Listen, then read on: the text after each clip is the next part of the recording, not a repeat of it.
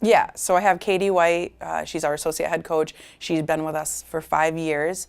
And Megan Bozek, who just joined us this July, so she's in our first season. Katie started with us when we were still in Division II. I begged, borrowed, and pleaded with her to drive down from Portsmouth 1 hour every day for less than $3,000 for the season of Division II because I thought she brought a good energy level, a great field hockey knowledge that I think could have helped us in that Division II level to continue to elevate us. I've known Shannon for over 10 years now. When I was a student athlete at UNH, I had a mutual friend that had known Shannon, and so the process went that I coached camps for Shannon, 10 years ago when I was 19 and 20 at UNH, and we just kind of always stayed in touch. I didn't know much about UMass Lowell at the time, but obviously working her camps and meeting her, her student athletes, just the culture and the experiences that her student athletes have had.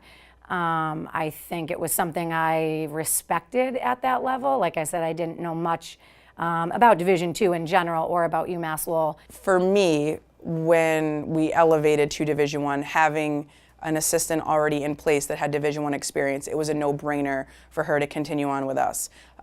I had obviously never coached Division I. There was a lot of detailed pieces that I wasn't aware of that didn't exist in Division II. So that was really helpful in not only the program's transition, but more importantly, my transition going from a Division II head coach to a Division I head coach with having someone with that much experience at the Division I level already on staff. So that was, a perfect fit for us at that point. Always when hiring, and why Meg Bozek we hired this year, is you want former Division I student athletes that have played at the highest level, competed at the highest level, and achieved at the highest level. Meg and Katie both bring a fantastic resume, both All-Americans, and it just, for me, having those two on staff that can actually coach the game, but also demonstrate and show our current players what certain skills need to look like, that's really important. I like the old schoolness in her. I feel like it's a strong thing that I feel like too, is just you put in the work and you'll get the results.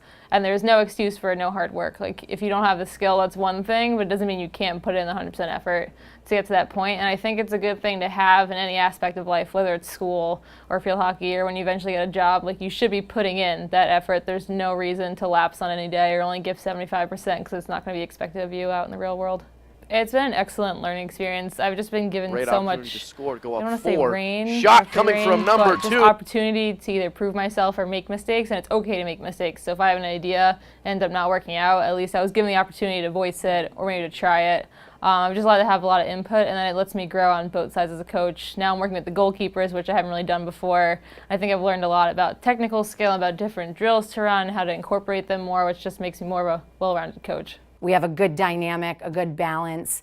I think our big picture process and hopes are the same. That's very important to us. But I think we balance each other in a way is very fitting for the student athletes.